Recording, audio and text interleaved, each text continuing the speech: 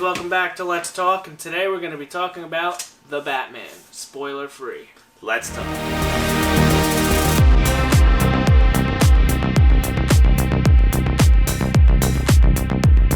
So we just got back from the theater to see The Batman, and yeah, it was good. So The Batman is directed by Matt Reeves, coming off of Dawn of the Planet of the Apes and War Planet of the Apes. It stars Robert Pattinson, Andy Serkis, Jeffrey Wright, Zoe Kravitz, and a lot more surprises. Oh, and Colin Farrell. And I don't know how I forgot about him. So, Yeah. this review is completely spoiler-free. We'll do a spoiler video later in the week, probably on Saturday. You guys can catch our official thoughts. So if we don't say anything about it in this video, we don't want to spoil anything, so we're just going to try and hold back and just give you our initial thoughts. So right off the bat, Matt, you said it was good. What'd you think of Batman himself, though?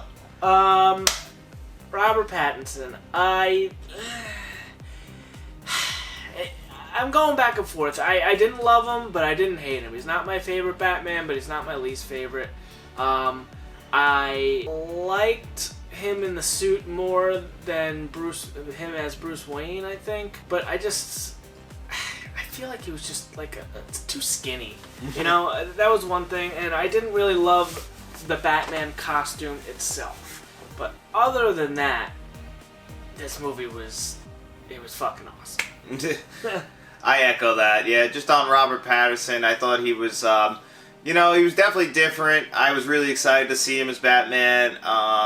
It's too early to tell where he'll rank in the Batmans, but I thought he did a good job. I thought he was, just like Matt said, I thought he was way better as Batman than he was as Bruce Wayne, but it does fit in this world, because the way that Matt Reeves set this world up is, it is very dark and very gloomy. Gotham City itself plays a character in this movie. Yeah. The tone, he nailed it. Like, it's definitely a vision that was executed. It's not the Dark Knight movies. It's not the Tim Burton movies. It's not the Joel Schumacher movies. Like I'm saying, I almost want to say whatever you know about Batman, just throw it away, because this is a way different take on Batman and the Batman universe and all the other characters, because it's way different than anything we've ever seen. Very interesting take on everything, and in a good way. Yeah. So usually Batman movies are set up as Batman versus one main foe, and this was kind of set up like where it really felt like a city that people lived in, and because one thing about Batman's villains compared to like Superman, not really Superman, but I guess like Marvel's villains, is like Batman's villains are just like him. They're regular human beings.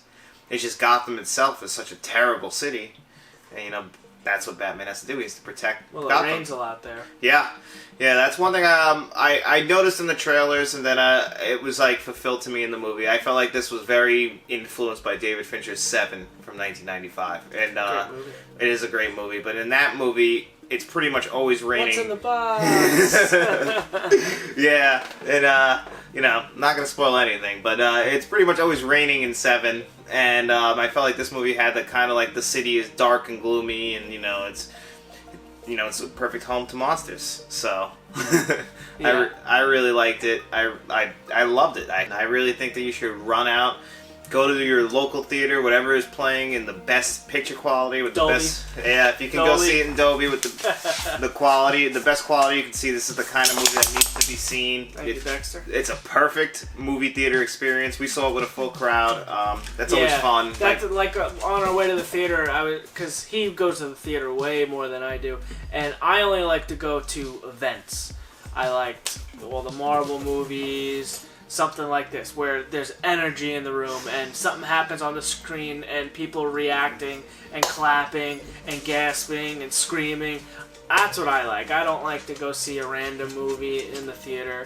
I'd rather sit at home in my home theater setup. But for an event where there's energy in the room, that's what I like. And there was a ton of energy. There was scenes, people are standing up, clapping. First time we saw the Batmobile. Yeah, oh my god, the Batmobile. I can't wait to build that Lego set. That's going to be really cool. Yeah, and believe it or not, without spoiling it, this movie may contain the best scene ever with the Batmobile.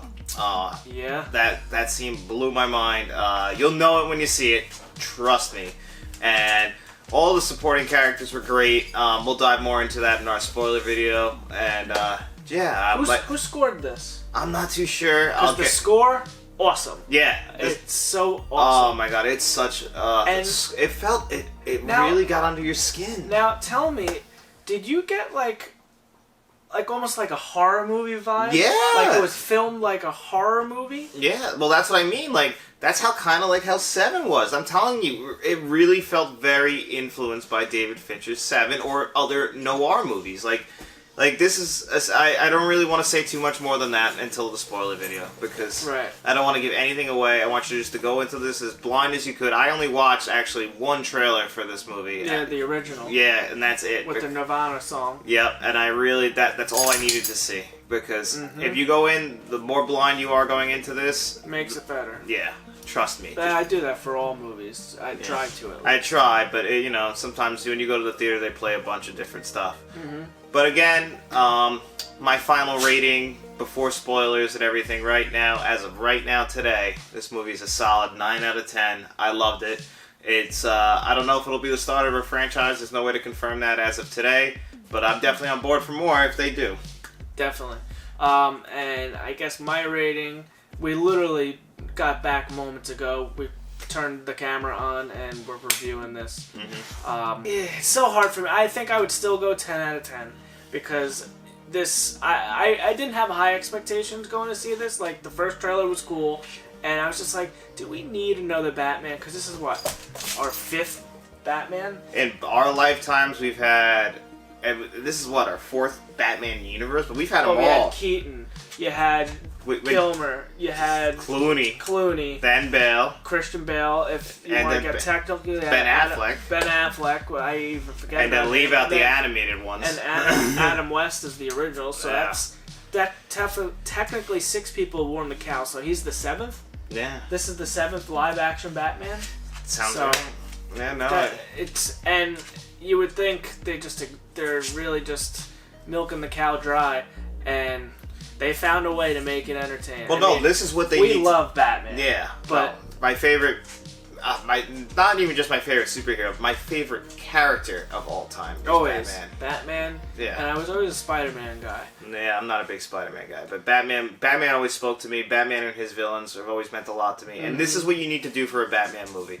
You gotta try and do something different from the Nolan movies, from the Tim Burton movies, and from the Schumacher movies. It has to be its own thing, and Matt Reeves nailed that. He really did. It's totally different than the other ones. It's nothing like, you can't, with the exception of Batman, the symbol of Batman, nothing is the same compared to any other Batman movie I've ever seen. No. So it's totally original. Yeah, so they fucking nailed it. You know, they did great. Yeah, no, definitely awesome. If we were Siskel and Ebert, we'd give this 2 thumbs up. Just run out there, go see it this weekend. It's awesome. Look for our spoiler video later in the week, and as always guys, make sure you like, share, and subscribe and tell your friends.